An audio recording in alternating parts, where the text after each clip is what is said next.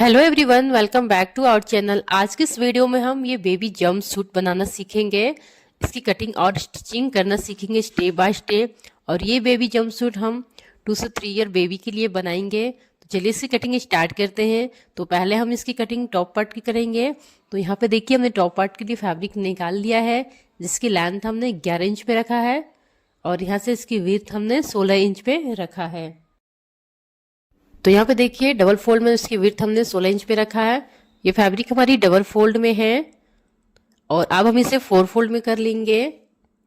तो देखिए हमने फैब्रिक को 4 फोल्ड में कर लिया है और ये हमारी ओपन साइड है और ये हमारी फोल्डेड साइड है।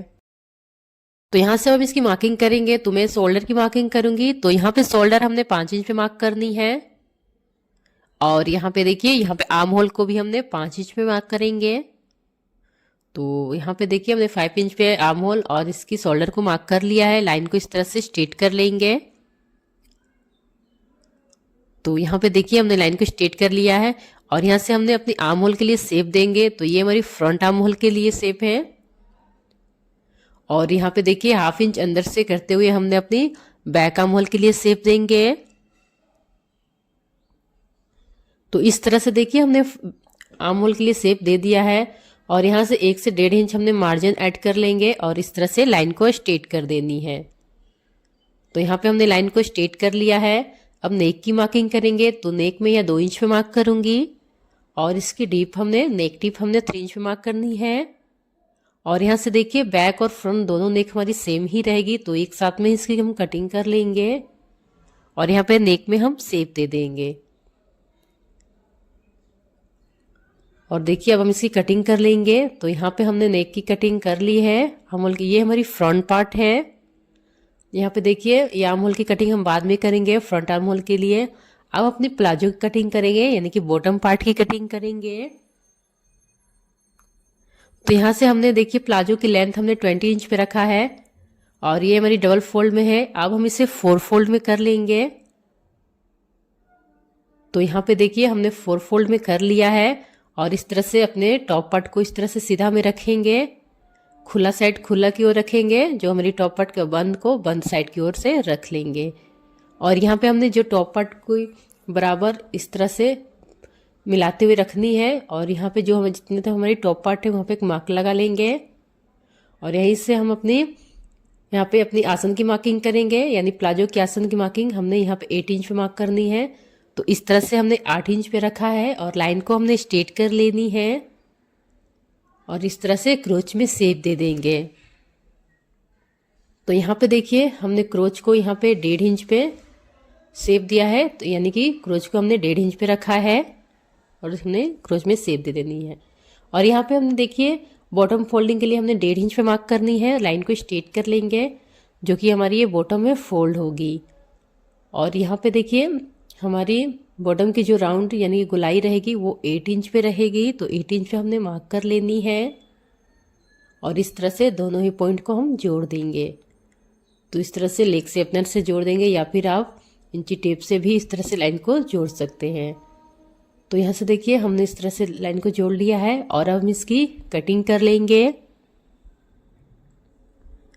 तो देखिए इस तरह से हमने यहाँ हमारी बॉटम पार्ट की भी कटिंग हो गई है। तो इस तरह से हमारी ये कटिंग कंप्लीट हो गई है। बॉटम पार्ट और फ्रंट पार्ट दोनों की कटिंग हो गई है। अब हम बॉटम पार्ट को साइड करेंगे और यहाँ से देखिए इस तरह से ये हमारी बैक पार्ट है। तो यहाँ पे हमने बैक पार्ट को अलग करनी है और यहाँ से फ्रंट पार्ट को लेकर इसकी आर्म होल की हम यहाँ पे कटिंग कर लेंगे। तो इस तरह से हमने आर्म होल की कटिंग कर लेनी है फ्रंट पार्ट की ओर। तो हमने आर्म होल की कटिंग कर लिया है और यहाँ पे देखिए फ्रंट पार्ट के सेंटर में हमने यहाँ पे कट कर लेनी है सेंटर में, यानी कि फ्रंट पार्ट को हमने 2 पार्ट में डिवाइड कर लेनी है। तो देखिए हमने इसे 2 पार्ट में कर लिया है बीच से कट लगाकर। और अब हम इसकी स्टिचिंग करेंगे। तो अब हम इसकी स्टिचिंग करने के लिए यहाँ पे देखिए हमने इस तरह से फैब्रिक को कट किया है। 2.5 इंच पे इसकी विड्थ हमने रखा है और इसकी लेंथ हमारी टॉप पार्ट के बराबर है। और यहाँ पे इस तरह से रख के हम इसमें स्टिच लगाएंगे और यहाँ पे जो पट्टी को हमने कट किया वो 1 इंच बाहर की ओर रहेगी और इस तरह से इसमें भी हमने स्टिच लगा लेनी है। पट्टी हमारी 1 इंच बाहर की ओर रहेगी। तो चलिए इसमें हम देखिए इस तरह से स्टिच लगाएंगे। तो पहले हम यहाँ पे एक स्टिच लगा लेते हैं।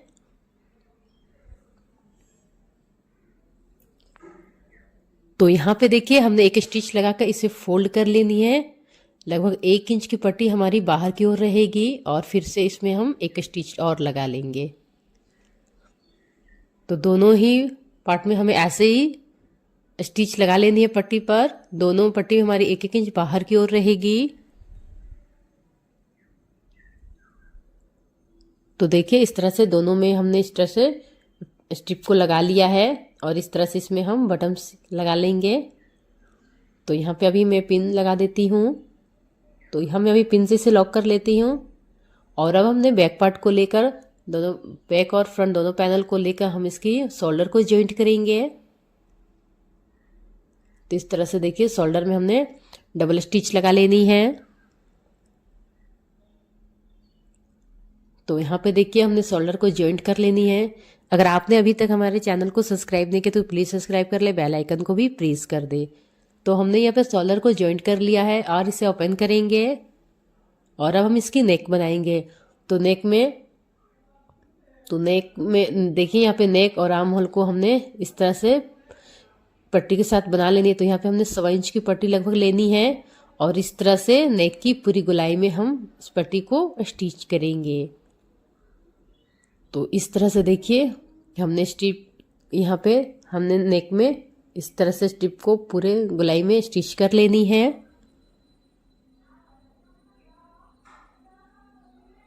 तो देखिए हमने नेक में इस पट्टी को इस तरह से पूरी गोलाई में स्टिच कर लिया है और अब हम इसे फोल्ड करेंगे। तो यहाँ पे देखिए इस तरह से हमने फोल्ड करनी है। इस तरह से एक डबल फोल्ड करके इस पे एक हमने टॉप स्टिच लगा लेनी है, जिससे हमारी नेक अच्छे से सेट हो जाएगी। तो इस तरह से स्ट्रिप को हम स्ट्रिप के साथ नेक को रेडी कर लेंगे। तो यहाँ पे देखिए हमने इस तरह से नेक को रेडी कर लिया है और हम इसकी आर्म होल को भी रेडी कर लेंगे। तो जैसे कि हमने नेक को रेडी किया है बिल्कुल वैसे ही आर्म होल को भी हमने रेडी कर लेनी है इस तरह से स्ट्रिप के साथ में। तो देखिए हमने आर्म होल को भी इसी तरह से रेडी कर लिया है और अब हम इसे इस तरह से रॉन्ग साइड में रख के जो हमने मार्जिन लिया है उस पर स्टिच लगा देंगे, यानी इसकी फिटिंग की स्टिच लगा लेंगे। तो यहाँ पे दोनों ही किनारे पे हमने स्टिच लगा लेनी है, दोनों ही साइड में।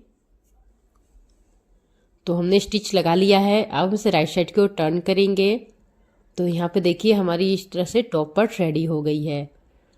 तो यहाँ पे हमारी टॉप पार्ट रेडी हो गई है। अब अपनी हमने बॉटम पार्ट को रेडी करनी है, यानी कि प्लाजो को। तो प्लाजो के दोनों ही आसन में हमने स्टिच लगा लेनी है। तो इस तरह से देखिए हमने आसन में स्टिच लगा लिया है दोनों ही साइड में और इसकी हमने बॉटम को भी अब फोल्ड कर लेंगे। तो जो हमने बॉटम के लिए मार्जिन छोड़ा था उसको हम फोल्ड कर लेंगे।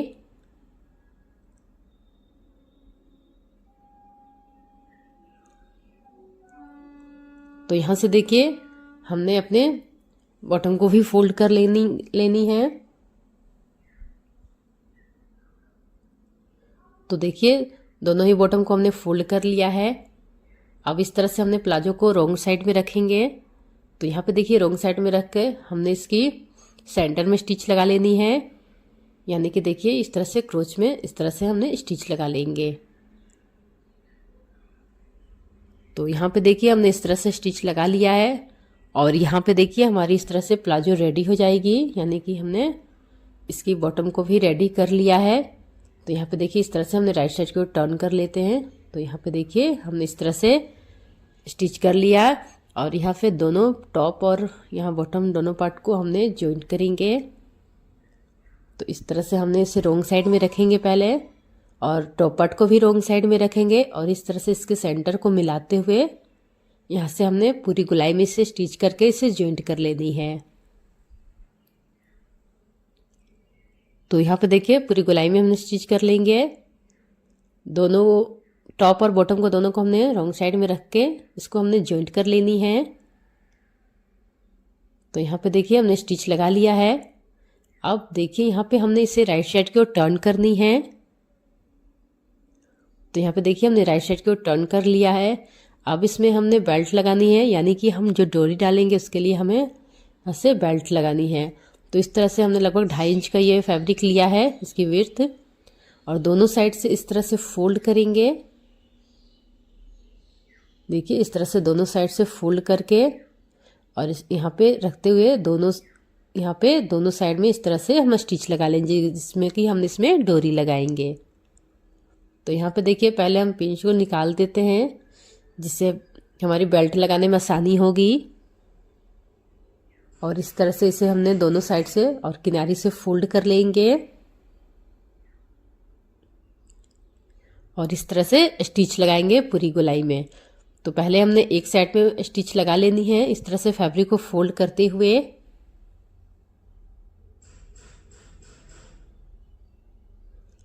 तो यहाँ पे देखिए हमने इस किनारे पे भी फैब्रिक को थोड़ा फोल्ड कर देनी है। तो हमने एक साइड में इसको स्टिच कर लिया है। अब दूसरे साइड में भी हमने फैब्रिक को इस तरह से जो बेल्ट वाली फैब्रिक है उससे फोल्ड करके फिर से एक स्टिच लगा लेनी है, यानी कि दोनों किनारे पे हमने स्टिच लगा लेनी है, जिससे कि डोरी हमारी इसमें आसानी से डल जाएगी।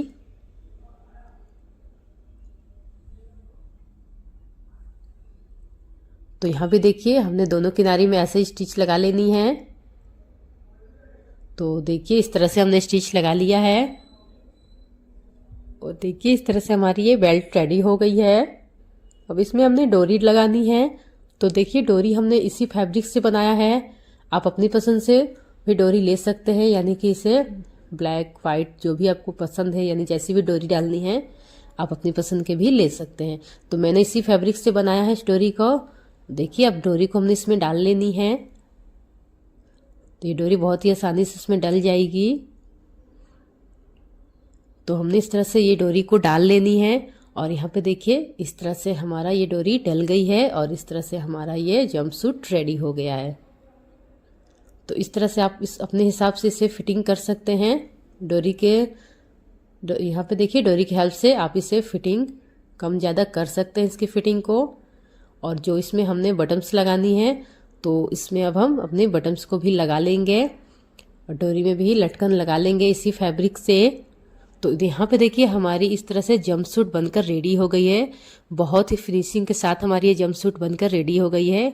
अगर आपको ये वीडियो पसंद आए तो वीडियो को लाइक करें, चैनल को सब्सक्राइब करें। फिर मिलते हैं नई वीडियो के साथ। और अगर आपको किसी भी साइज की जंपसूट बनानी है तो आप इसी स्टेप को फॉलो करते हुए बना सकते हैं, जिसकी फिनिशिंग काफ़ी अच्छी आएगी और बहुत ही ईजी है इसकी कटिंग और स्टिचिंग। तो आप बहुत ही आसानी से इसे बना सकते हैं। Thank you.